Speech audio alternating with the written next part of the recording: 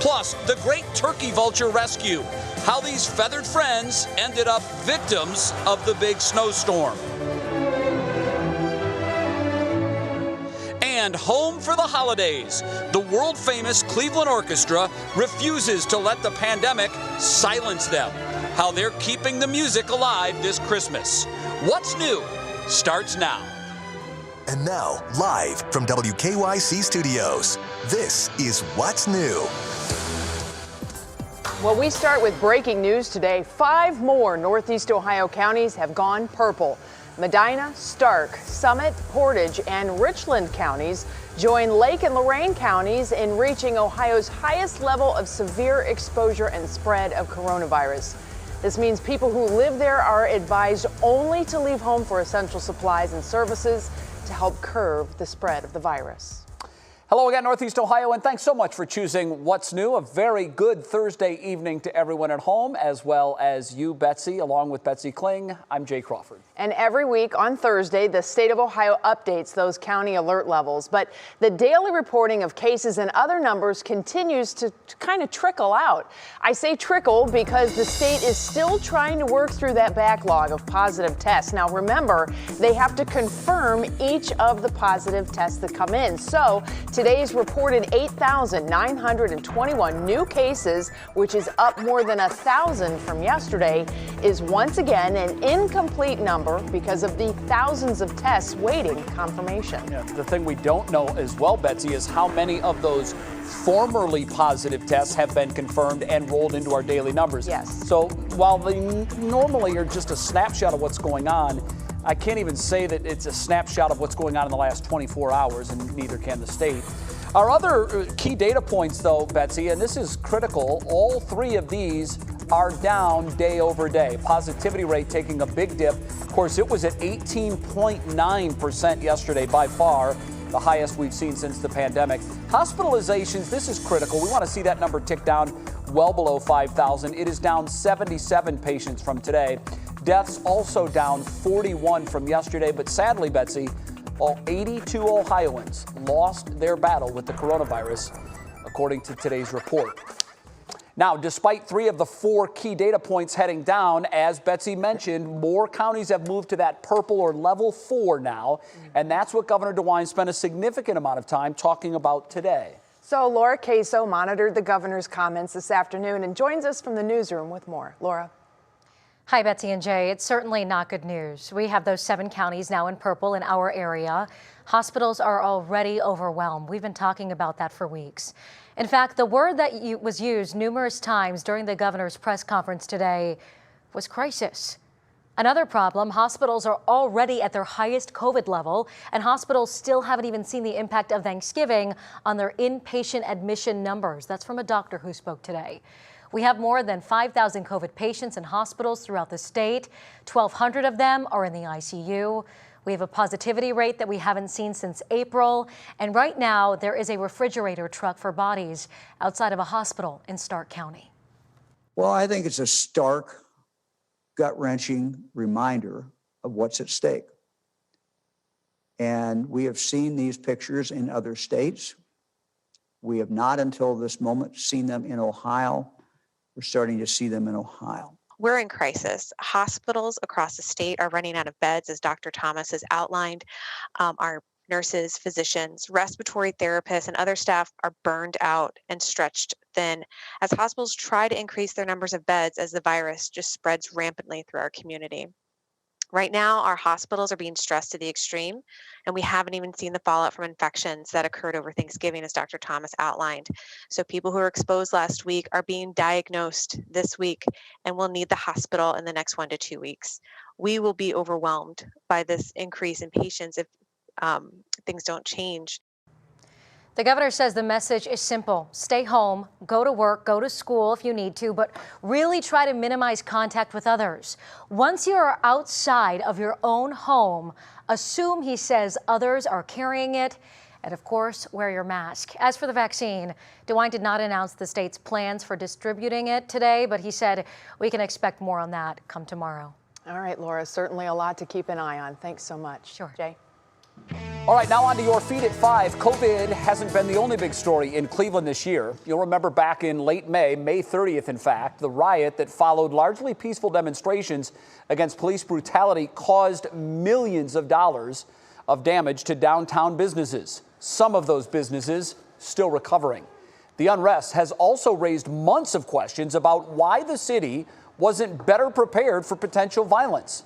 Today, Mayor Frank Jackson and Police Chief Calvin Williams released a review of how police responded that day, and they acknowledged mistakes were made, including not having enough police deployed around the city. One of the mistakes that we made as a division is the staging of assets. Police personnel, not just around the Justice Center and Lakeside itself, but in different places downtown in the event that things became mobile, which they did. That was a mistake on our part. We didn't pull back from any areas. We were actually trying to get to areas. And the issue was, if we had resources staged, say at Gateway District, if we had resources staged further east or west of downtown, it would have been a lot easier to get those resources to places like 9th Street and the Gateway District and other places downtown. Very transparent mea culpa there. The city released the 50-page review this afternoon. It includes a timeline of events and a list of recommendations. Among them, more training for officers and better internal communication. Chief Williams says the city applied what it learned from the May 30 incident to its management of the demonstrations at the first presidential debate in late September, which went off without any major trouble. Well, throughout the entirety of this pandemic, a lot of folks have been relying on online resources to stay in touch. And now Cleveland is facing one of the largest digital divides in the country, as more than 50,000 households don't have a reliable internet connection. Today, Cleveland Clinic is partnering with Digital C to help fix that for people living around its main campus. Brandon Simmons joins us now. And Brandon, we are talking about an area that is home to one of the most elite health science research centers in the world. Yeah, we all know Cleveland Clinic is a world-class health center right here in our own city. But imagine living life, as you said, in 2020, living through this pandemic without reliable internet access. Now, many of us wouldn't be able to survive it, but that's reality for many families living in Cleveland neighborhoods, including Fairfax, which is where Cleveland Clinic is located. Now, Cleveland is the worst connected large city in the nation, according to 2019 census data. That means parents don't have the opportunity to work from home, students can't access virtual learning materials, and a virtual doctor's visit is nearly impossible. Now, Cleveland Clinic is partnering with Digital C, installing high-speed antennas on its rooftops to provide a new, reliable, high-speed option to residents in the Fairfax neighborhood. It's a fix that Cleveland Clinic and new subscribers are happy to have in place. It's really done a lot and will continue to do a lot to make sure that those things that we take for granted, for those of us who are connected, that others without that connection are able to take advantage as well. Life is tough enough when it's a fair shake for everybody, and when it isn't, luckily somebody came and did something about it. Now, those wireless antennas are able to provide speeds that one particular customer says are quadruple what was available to him from traditional companies. And even better news, it even costs less, Betsy. Now, Lubrizol and TransDigm Group provided significant funding to help bring this project together and keep those costs down. Now, throughout the pandemic, a number of companies have contributed to making sure Clevelanders can get online. This installation at the Cleveland Clinic is expected to be complete in 2021. That's got to be so exciting for so many of those people. And you know, the Cleveland Metropolitan School District really made a huge effort to make sure all of their students were equipped with computers and MiFi and whatnot. So this is even going to have far-reaching impacts on the educational spectrum of a lot of kids in that same neighborhood. Great story, Brandon. Thanks so much. Jay? Well, it is 8 minutes past the top of the hour right now. Time to get a check of other stories making headlines. And for that, we say our first hello of the day to Russ Mitchell. Hi, Russ. Hey, Jay. Good afternoon to you. Here's what's happening today. 3 former presidents all say they will take a coronavirus vaccine once one is available. Barack Obama, George W. Bush, and Bill Clinton say they'll do this on camera in a bid to build public confidence in its safety.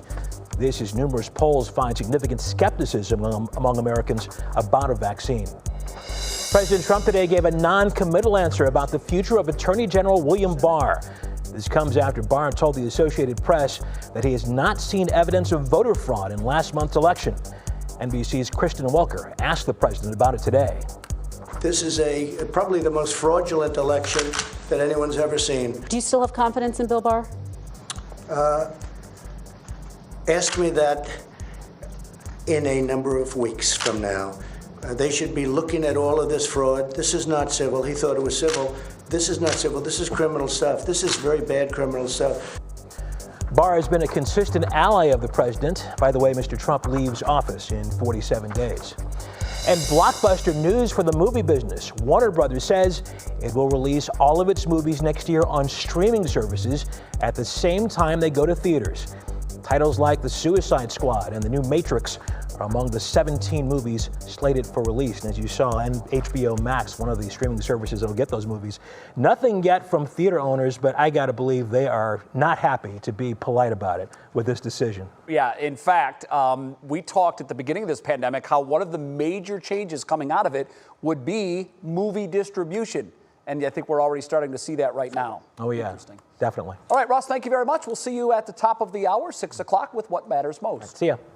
Next, this is absolutely wild. Amid the power lines and cable outages, this is probably the strangest story to come out of this week's snowstorm. And later, J-Lo's fountain of youth. What does she do? So many people ask that question. Well, Jennifer Lopez will share her secret to looking young, and she'll also tell us why she's revealing it now. So we can all look that young, then. Right? Yeah, I'm sure she's going to make some money out of it. Uh-huh. Matt Wintz doesn't need to look any younger. He's got a youthful look to him every day. Look at that glow. He's glowing, and he doesn't even know J-Lo. Hi, Matt. Oh, hi there, Jay and Betsy. You know, if she could get rid of my dad bags, that would be great. These things get darker every single day. Speaking of darker every single day, I'm going to talk about the sunset times over the next couple weeks. There's positive news in terms of that, and we've got your forecast all the way through that upcoming weekend coming up.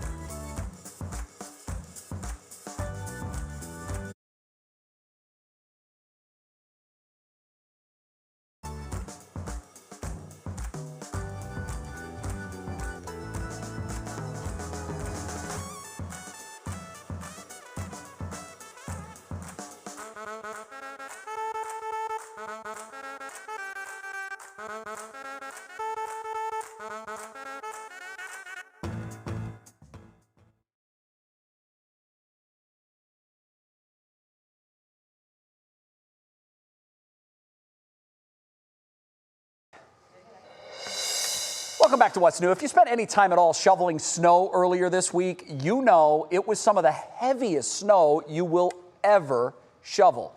And that snow took a big toll on area power lines as well as trees. In fact, many crews are still cleaning up the mess. In Parma, there was a near wildlife tragedy. Branches of several pine trees, Betsy, snapped from the weight of that heavy snow. And what was in those pines helplessly tumbled to the ground. It was dozens of vultures. Photojournalist Carl Bachtel spoke to one of the rescuers. It's something I've never seen before. It was really cool because they all huddled together like penguins in the Antarctic. But this is Parma, and these are vultures. Yes, the same kind folks celebrate every spring in Hinckley. Tim Jasinski got the call they were in trouble Tuesday night. Overnight, these birds couldn't fly. They weren't able to fly, and they were falling to the ground. A few branches of these pines broke as well. The nearly 50 turkey and black vultures did their best to keep warm, finding cover where they could. Most of them were encased in ice. Their feathers were frozen together. Many of them were so frozen still that when they left the roost, they went straight to the ground like a rock. The following morning, Tim arrived with help. Nice work. We caught 6 or 7 birds and got them into the back of Jen's hatchback and cranked the heat in there. After the birds warmed up in the vehicle, they were released. Many made their way to nearby trees, swing sets, and back porches to warm up in the sun. And just unfortunately, the weather conditions were a perfect storm for disaster for these guys. But disaster was averted and all made it through safely. If we're lucky, maybe we'll see some of these magnificent birds soaring this spring in Hinckley. In Parma, Carl Bachtel, 3 News.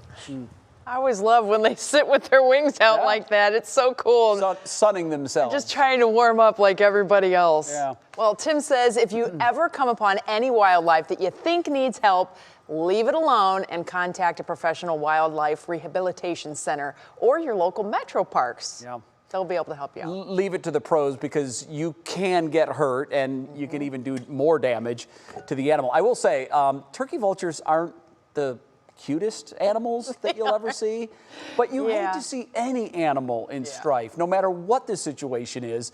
And kudos to those that took the extra time. And you have to wonder what they were thinking in the back of that hatchback. Right? They were probably like, geez, this is kind of a cool place to hunker down for good. Just leave the window down, okay? We got this. You don't have to go home, but you got to get the heck out of here. Yeah, exactly. That was a good story, Carl. Right? Thank you very much. Well, no turkey vultures falling from the sky in Matt Wintz's backyard throughout the storm. No, but there was probably still a thrill happening out there. Matt, how have the kids been doing with all of the snow?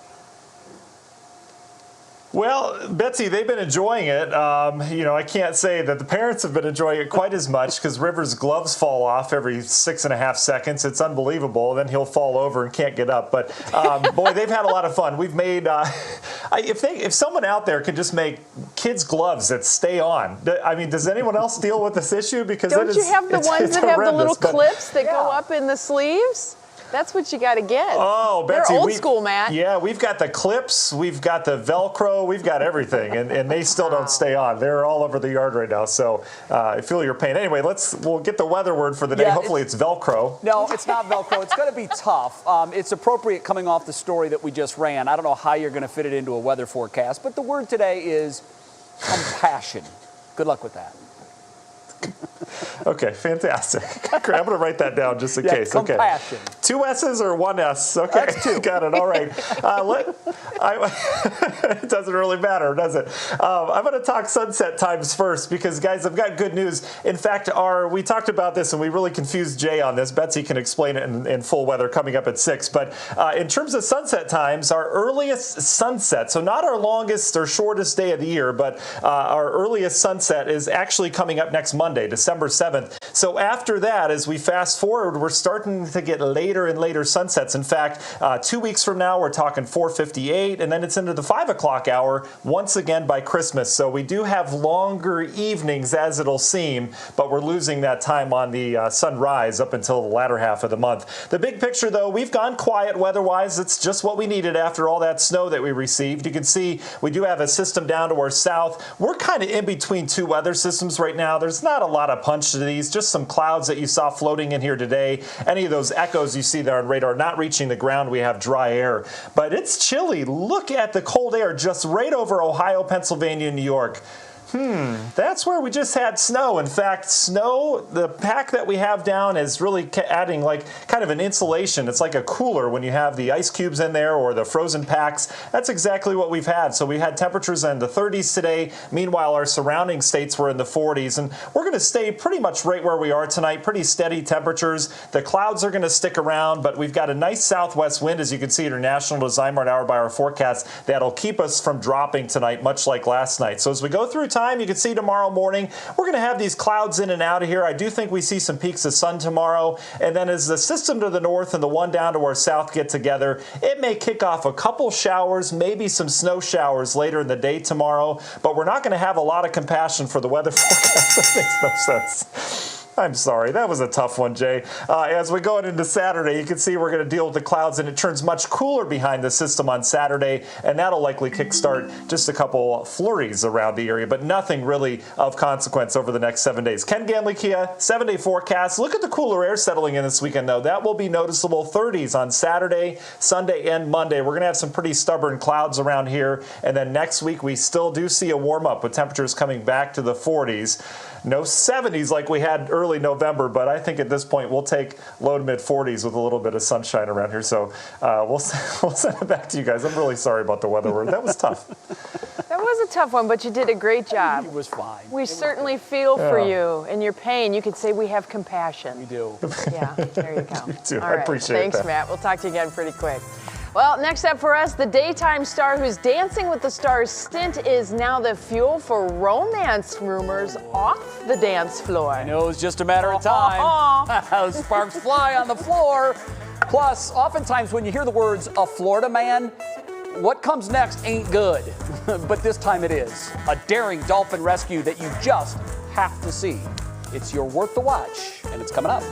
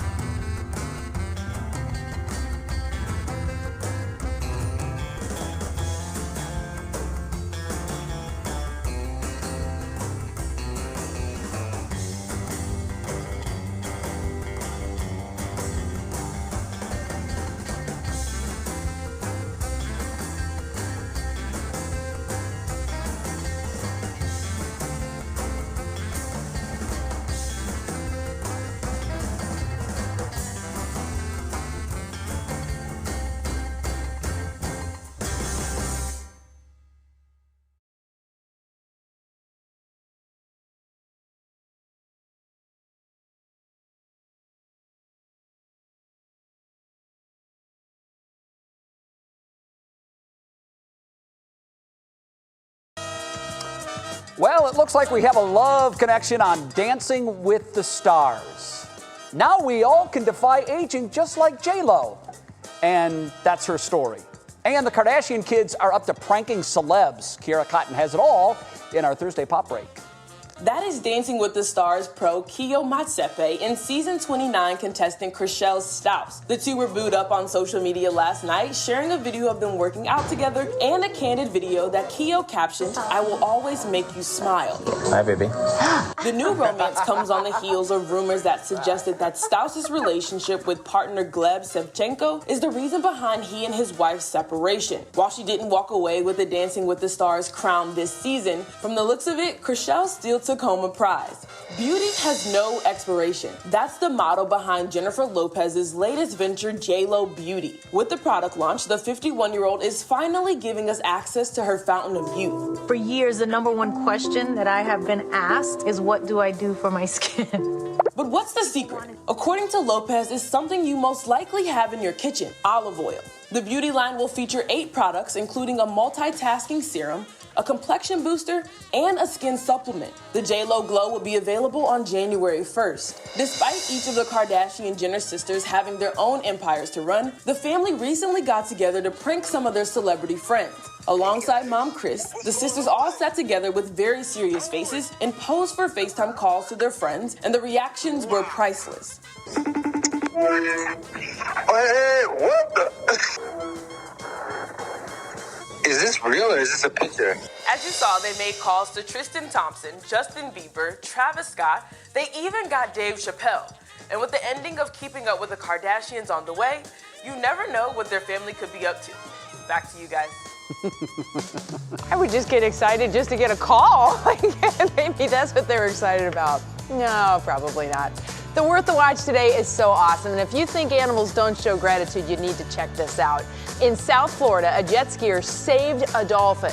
He saw the dolphin flailing in the water and realized that it had its tail caught in a net. Well, he was afraid the dolphin might drown, so he jumped into action, grabbing a knife and cutting the dolphin free. Well, as cool as that is, it does get better, because as the jet skier was pulling away, a pod of dolphins swam alongside. Look at that. They're just saying, thank you, thank you, thank you. I think that is so sweet. That's really cool. And that takes some quick action there. But boy, dolphins, they're very social animals, obviously. And I think they understood what was going on. I think they did too. Yeah. Cool. Well, new for us at 5:30, the battle over food delivery. Cleveland's idea to help restaurants feeling the pinch from all of the fees from companies like Grubhub and Uber Eats. Also, in a year like no other, how is the Cleveland Orchestra keeping its holiday traditions alive? It's a bigger struggle than you might think. We're going to tell you that story.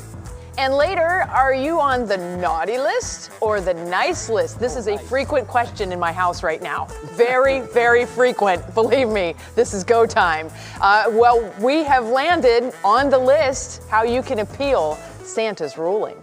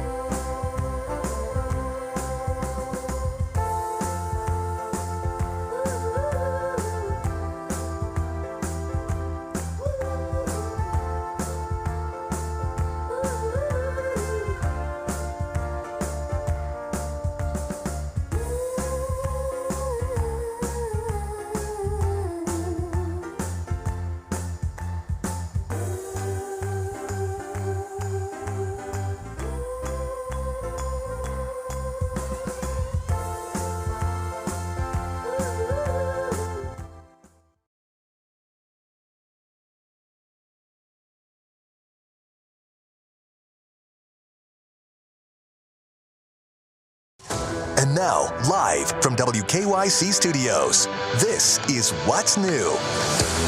Welcome back to the second half hour of What's New, along with Betsy Kling. I'm Jay Crawford. Lots that we've already talked about. We have some animals. We had, kids. We had J-Lo's Glow Secret. I mean, it's been a very fulfilling show so far, but certainly there is more to come. Are you buying the J-Lo stuff? Not yet. Yeah. Not ready to commit. It's a good thing that she came up with that, because her and A-Rod, they need some extra money. I mean, bills. I'm sure times are tough for them. Stacking up all over the place, most certainly. All right, it is time now for your 3 things to know. We do it every day at 5:30. First, Northeast Ohio is a hotbed for coronavirus activity. 5 local counties, Medina, Summit, Stark, Portage, and Richland, have all reached purple on the state's COVID alert system. That's the highest of the 4 levels. They join Lorain and Lake counties, already purple. With the highest viral activity by the state's metrics, residents are advised only to leave home for absolutely essential supplies and services. And you saw there Cuyahoga County is on the watch list. Well, Cleveland Mayor Frank Jackson and Police Chief Calvin Williams talked today about the civil unrest in Cleveland back in May. And they said that all of that caught the city unprepared. One big admission was that police were not stationed in the right places to keep the peace as protests moved beyond the Justice Center. The city just released its review of how police responded that day. Our Mark Namick is combing through the findings right now, and will share what he uncovers at 6 on What Matters Most. Also, Betsy, we talked about this a little earlier, but it's worth throwing in there again. It's a huge announcement from Hollywood today. Warner Brothers is shaking up the movie scene, forced to make big changes during the pandemic. All 17 of its 2020 theatrical releases will stream for a full month on HBO Max at the same time they are in theaters. It's a new and creative way to get as many eyeballs on these movies as they can. All right, it is time now for our top talker at 5:30. Certain industries are being hit especially hard during this pandemic, and that includes, as we know, local restaurants. Yeah, most have adapted, increasing delivery and takeout options. But as Tiffany Tarpley tells us, there is a new push to ease some of the financial burden that the restaurants have. Third-party delivery services like Grubhub, Uber Eats, and DoorDash are increasingly popular during the pandemic.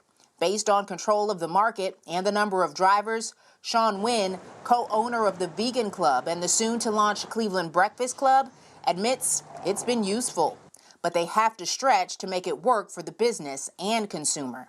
We can't pass everything off to the consumer, so we have to endure a lot of that ourselves. But what they offer is a very good industry. It does help. It helps a lot. Third-party delivery services typically charge restaurants a commission per order.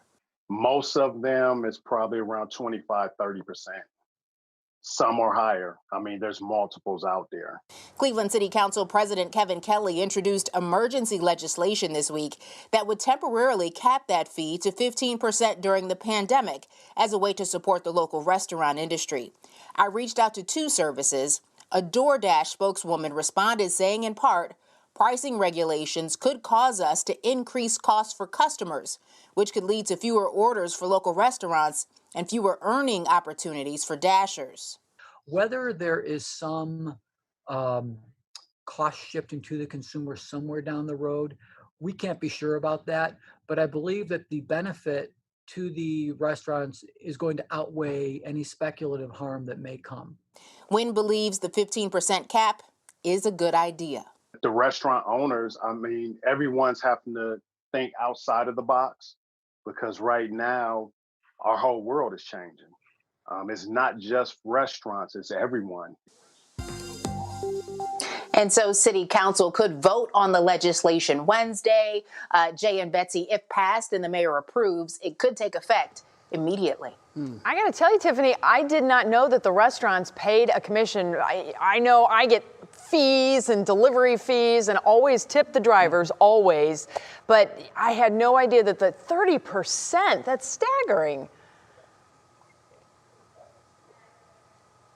All right, well. Well, Good discussion, I think she Sorry, lost I us. thought it was Jay's He usually turn. does, I said doesn't he? something, Well, you say something. When she Jay addressed her says comments, something. she addressed her That's comments how to it was gonna Tiffany. I thought she was going to reply. I will just throw this I'm in sorry. there See, quickly. Look, we should have practiced this. Yeah, I'll just throw this in there quickly. There's not enough profit margin in restaurants to be able to take 25% off the top of every order. Anybody that's ever owned or worked in a restaurant will tell you that. It's going to be very difficult for them to try to keep going if that isn't knocked down to at least 15%. Thank you, Tiffany, for the story. Sorry about the confusion. We'll set it up better next time. Good old Zoom live shots. Oh, my goodness gracious.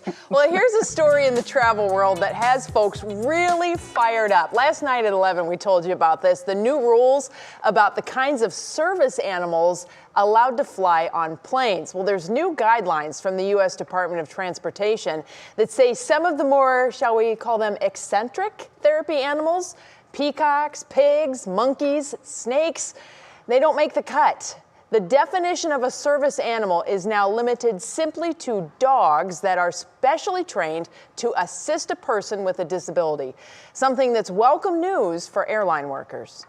Flight attendants were hurt, other passengers were hurt, bit by animals, or created chaos in the cabin. We had animals who were urinating or defecating in the cabin, and it was just a real safety and service concern.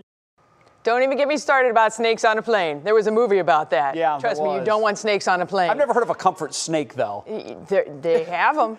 Advocates for those with disabilities say people were taking advantage of emotional support animal exceptions, which differ from trained service animals. Yeah, you think? You don't play by the rules, we all have to suffer. Bets, it happens so often when there's a little leeway and a little loophole and people start taking advantage of it. I saw a picture in there of a kangaroo. Yeah, that Now, happened. I'm sorry, those animals are frightening. That did happen. They can jump up on that tail and punch your lights out. There are people who have a debilitating anxiety, especially when it comes to flying. I agree. I understand that. That's but what dogs there is a little bit of you got to keep in mind everybody else on that plane with you. Yeah, I'm not getting on an airplane where there's a kangaroo. I'm just not going to do it. It's a tough one. All right.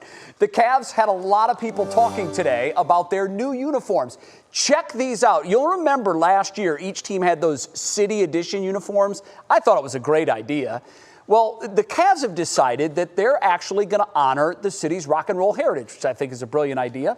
They partnered with the Rock and Roll Hall of Fame with what they say is a design reflecting the grit, attitude, and spirit of our rock and roll roots. And Betsy, I got to tell you, there's not a lot that's getting me excited about the upcoming NBA season when it comes to your Cleveland Cavaliers. But I'll tell you, I want one of those jerseys. I think they look that pretty gets cool. me excited. I think they look cool. Now, the big question is, will they win games? Okay, jersey's great.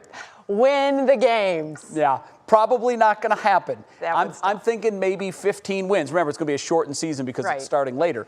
I'm thinking maybe 15 wins. It's going to be a struggle. Still got to support our home team, though. Well, they're ours, and we love them. All right, well, next up for us, new way Cleveland Orchestra is making music. When the pandemic limits a lot of what they're known for. And later, where will Frankie land? The top trade destinations for the Tribe star shortstop. I'm literally fighting back real tears reading it. Oh, he's such a good guy, Real too. tears. Man, it's going to be terrible to watch him elsewhere. All right, Matt Wentz, the dark days of winter have descended upon us. Now that Frankie's leaving, it's even worse. Bring us out of the hole, Matt. We're relying on you.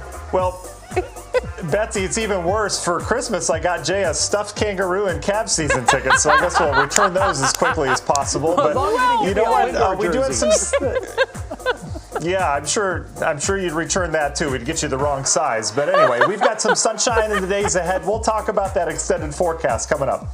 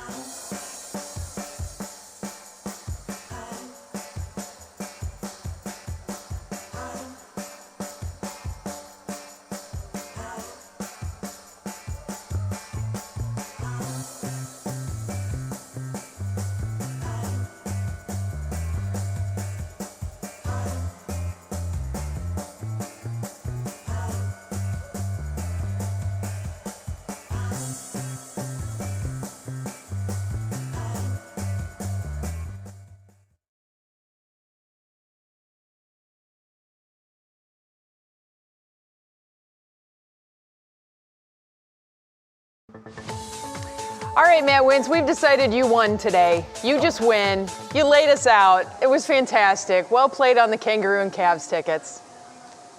Oh, okay, great.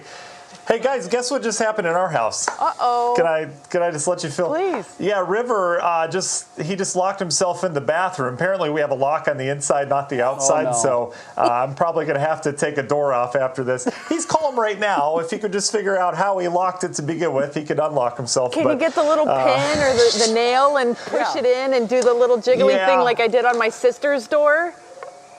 Oh, no. Probably. I guess we'll find out here after the weathercast. But do you need me to do weather? Severe screaming in the background. No, it's fine. He's calm right now. Everything's good. So we'll just 3 minutes from now, it won't be. So anyway, anytime you want to bring me back to the station, just let me know. All right, the big picture across the country right now, you can see we've got some clouds floating through. We actually had a beautiful sunset if you saw it. Those pinks being illuminated on some of this low cloud cover moving through. All the snow that you see on there, that is not reaching the ground. We've got very dry air between the clouds and here. The big picture, kind of quiet looking, but we've got a notable area of energy right here, and that is heading this way. And then we've got another system off towards the north heading this way.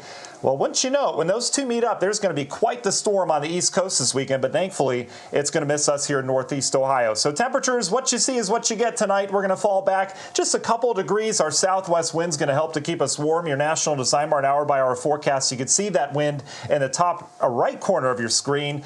It'll be pretty breezy overnight tonight, and those clouds will stick around. Temps in the 30s, so not quite as cool as last night. Worcester, you were down to 23 last night. How about that? For our Friday, this is how it's going to go. We'll see a mix of sun and clouds, and then those two systems start to come together almost right over us, but there's not going to be a lot of energy with it. So you can see it may kick off a couple showers as we get towards the latter half of the day. Most of us will be dry with high temperatures tomorrow in the 40s, but then things will start to change on Saturday. We'll bring that flow out of the north. That'll bring cooler air in here, so we'll have a mix of just some scattered rain and snow showers as we go throughout your Saturday. It will be pretty raw outside with temperatures struggling to get out of the 30s. So here's a bigger picture look at these two systems as they come together. Again, literally just off towards our east. Boy, if this would be just a good 50 to 100 miles off towards the west, we could be getting into some decent snow. But you can see that area low pressure. If you have travel plans or any friends or family out towards coastal New England and especially interior areas of New England, they're going to get a windstorm with rain and snow out there as that thing winds up. Our next feature arrives Sunday into Monday. It's just a weak little system out of the north that may kickstart a couple lake effect snow showers. But overall, no big snowstorms here in the forecast. In terms of the snow accumulation, look at northern Maine, upwards of a foot of snow. They're getting what we just got, lighter amounts here locally, and you can see the Euro and the GFS agreeing on that with a big snowstorm this weekend out towards the east. Your Ken Ganley Kia 7-day forecast. We turn cooler around here Saturday, Sunday, Monday, but we've got a nice ridge building in here next week, so we'll warm up and we'll break out into that sunshine again. Everything okay, honey? Everything's good. I like to hear that. Oh, you guys River. good? Everyone okay at the studio? No one locked in the bathroom here. What are we going to do about that door lock now, Dad? We'll take a full figure that out report between on Monday. shows. Yeah, there you go. All right. Thanks Okay. so much, Matt. We'll see you tonight at 7. I hope he keeps everyone updated on his social media pages, Oh, man. which he's pretty good about. Okay, here at 3 News, we're all about spotlighting the great holiday festivities that make our region your home for the holidays. And when you think of Christmas in Cleveland, the Cleveland Orchestra is chief among them. Here's a look at how they're trying to keep tradition alive. The current COVID restrictions have really presented a lot of challenges. My name is Ilya Godalovich. I'm the artistic administrator of the Cleveland Orchestra. One of the biggest things that we've faced is the fact that we really can't use winds and brass on stage until it's much, much safer. I'm Lisa Boyko. I play viola in the Cleveland Orchestra, and I've been part of the orchestra for 30 years. We all have to sit 6 feet apart, so that, as you can imagine, makes it very difficult for us to hear and see each other. But the brain is an amazing thing. We are able to make adjustments for the distance and the time lag that could happen acoustically. The Adele app has really been a silver lining to the pandemic. Video broadcasting is something that we've been thinking about for a very long time. When you launch the Adele app, what you're seeing is our In Focus series. But along with that, there's also some shorter videos that we shot earlier in the summer. There's some archival material. There's access to our podcast. Playing for cameras and microphones instead of an audience is very different. We don't have the sense that what we're producing is immediately being received by people. But on the other hand, we know that our concert may actually reach a broader audience eventually.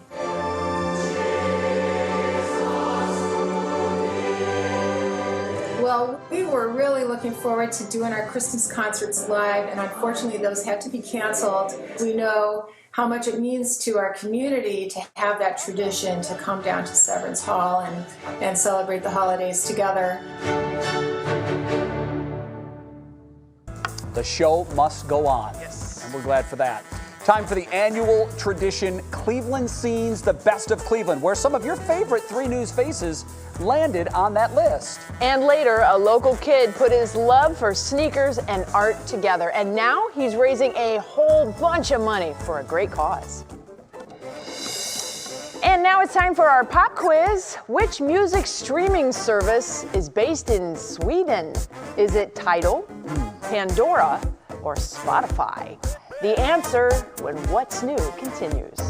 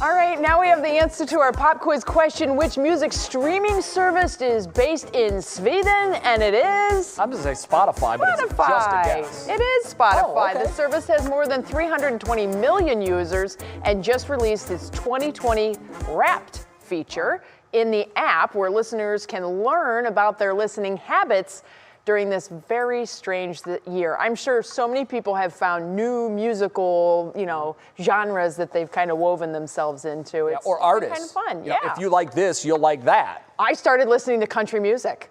No kidding. Just a little bit. Just a little bit. It's interesting. Okay. It goes very well with 80s pop. A lot of storytelling goes on in that genre. Very much so. All right, well, let's see what's clicking in Cleveland right now. For that, of course, we bring in our digital anchor, Stephanie Haney. Stephanie, Tell us about this whole Frankie Lindor thing, because it's depressing as it is, but, you know, is there any silver lining to our dark cloud? There is some silver lining, Betsy. We're going to talk about what might be best for us here in Cleveland, because our baseball team is fielding those offers for Francisco Lindor. And the question is, where could he go? So our 3 News sports analysts ranked what that looks like for us here. At third, the Philadelphia Phillies, who have a lot of young Major League ready players that Cleveland could use. At number 2, the New York Mets, with a new owner with lots of money who isn't afraid to spend. And maybe best for Cleveland, the Toronto Blue Jays, with executives who were in Cleveland when Lindor got drafted and strong shortstop prospects to offer up. Read more on this from Ben on WKYC.com. Congratulations are in order for several of our 3 News family members who landed on Cleveland Scene's Best of 2020 list. Scene magazine is lovingly calling this edition the best of Cleveland in the worst of times. In the arts and entertainment section, our Mike Polk Jr. was voted Best Comedian. Under People and Places, Jim Donovan was voted Best Sports Reporter. And in the category of Best Anchor, 3 News had 3 of the top 5, Jim Donovan, Russ Mitchell, and our Betsy Kling. Well deserved, and congratulations to If you're all. not first, you're last. And that's all I'm gonna. Lists. All right. Well, here's a list that you definitely don't want to be on, and it's the naughty and nice list, but on the naughty side. So straight from the North Pole's Department of Christmas Affairs, if you find yourself on the naughty list, you need to act fast. The agency says the best thing to do is be a really good person between now and Christmas, and good vibes will be sent directly to the North Pole Record Center.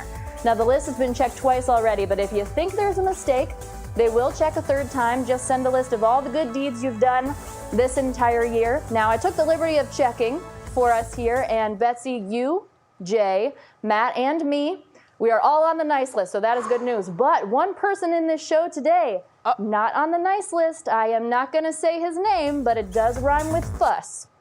Think we need to get that cleared up. I will take that case on pro bono. What? That's true. It's got to be a mistake. He's the nicest I'm sure man I've ever met. I'm stunned.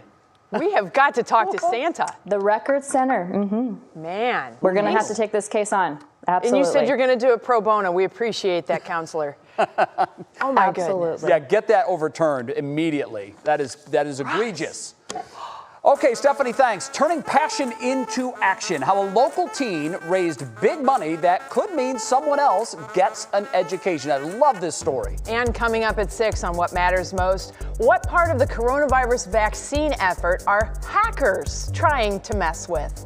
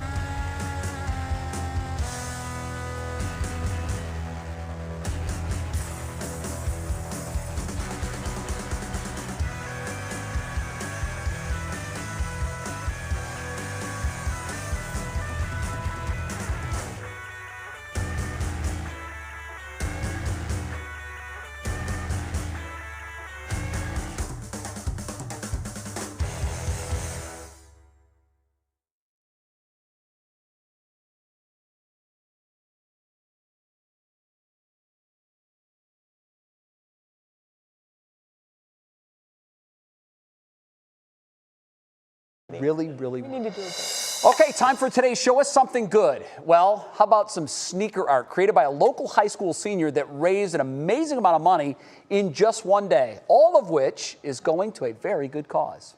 Meet St. Ignatius senior Tony Jenkins, a bit of a sneaker fanatic, as you can see by his closet. He also has some artistic skills, so Jenkins decided to put the two together. This past summer, during some downtime, he put paint to canvas, learning how to do it on YouTube. I had a pair of shoes laying around, so I tried painting on it. It was my first pair, and it turned out great. Jenkins' other passion, serving as a mentor to Welsh Academy students. That's the 6th through 8th grade Catholic school that educates boys from lower income families in the St. Ignatius tradition. Jenkins' little brother is 6th grader Victor Ruiz. He's a great kid. He's very funny. He's outgoing. He plays soccer at recess a lot, so he's very active and involved. Just a great overall kid. So Jenkins put the two interests together to benefit Welsh Academy, raffling off a pair of custom kicks with the goal of raising $5,000. He destroyed that number. The website was up for one day. We raised a total of $33,800, but we still actually have some money coming in, so we're looking at closer to $40,000. An amazing amount of money that will help support programs at Welsh Academy. Everyone deserves an opportunity to thrive, so I think that's kind of the big thing that I took away from this. Great kid. We need more like him. Tony, you're my favorite person of the day. That's cool, definitely. Thanks for watching What's New. We're back tomorrow at 5. What matters most